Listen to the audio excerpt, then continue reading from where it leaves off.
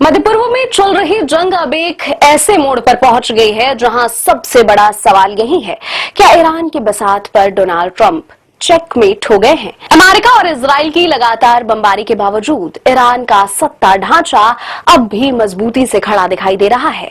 Reuters की एक खास रिपोर्ट में अमेरिकी खुफिया एजेंसी ODNI और CIA के आकलन का खुलासा हुआ है। रिपोर्ट कहती है कि 2 हफ्तों से ज्यादा समय तक चली बमबारी के बाद भी ईरान का शीर्ष नेतृत्व बड़े पैमाने पर सुरक्षित है। याद दिला दे कि 28 फरवरी को ईरान के सर्वोच्च नेता आयतुल्लाह अली खामेनी की मौत के बाद यह माना जा रहा था कि ईरान का सत्ता ढांचा बिखर जाएगा, लेकिन हुआ इसके ठीक उलट। अली खामेनी के बेटे मुस्तफा खामेनी को नया सुप्रीम लीडर बनाया गया और सत्ता का ट्रांसफर बेहद निजी और संगठित तरीके से हो गया। इतना ही नहीं, नए नेता ने आते ही अमेरिका और इजराइल के खिलाफ बेहद सख्त रुख अपना लिया।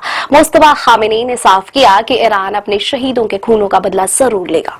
उन्होंने यह भी चेतावनी दी कि होर्मुज जल्द अमरूमध्य को बंद ही रखा जाएगा और जरूरत पड़ी तो अमेरिकी सैन्य ठिकानों को भी निशाना बनाया जा सकता है। अब सवाल ये उठ रहा है कि क्या अमेरिका ने ईरान की ताकत को कम करके आंका?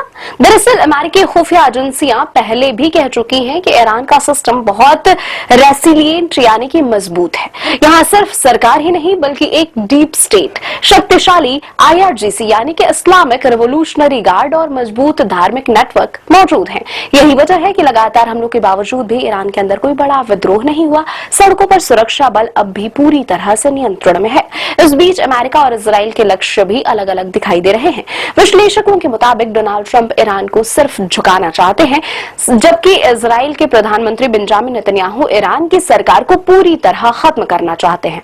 यानी दोनों देशों ने मिलकर जंग तो शुरू कर दी है, लेकिन इसे खत्म कैसे किया जाए इस पर एक मत नजर नहीं आ रहे हैं। उधर अमेरिका के अंदर भी इस युद्ध को लेकर सवाल उठने लगे हैं। एक मिसाइल हमले में दक्षिणी ईरान के मनाब शहर में एक गर्ल्स स्कूल पर हमला हुआ जिसमें 165 लोगों की मौत की खबर है।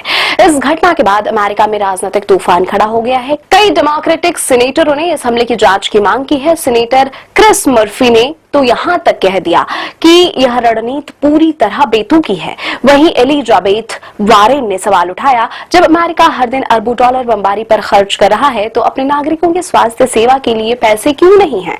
यानी अब यह जंग सिर्फ सैन्य नहीं बल्कि राजनीतिक और नैतिक संकट भी बनने जा रही है।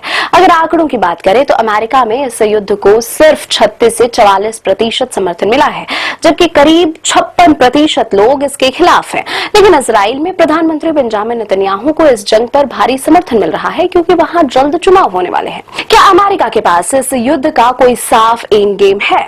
विशेषज्ञों का कहना है कि बिना ग्राउंड इन्वेजन यानी जमीनी युद्ध के ईरान में शासन परिवर्तन लगभग असंभव है। लेकिन जमीनी युद्ध शुरू करना ट्रंप की अमेरिका फर्स्ट नीति के बिल्कुल खिलाफ है। ऐसे में अब असली सवाल यह नहीं है कि ईरान कब हारेगा, बल्कि सवाल यह है कि डोनाल्ड ट्रंप इस युद्ध के दलदल से बाहर कैसे निकलेंगे।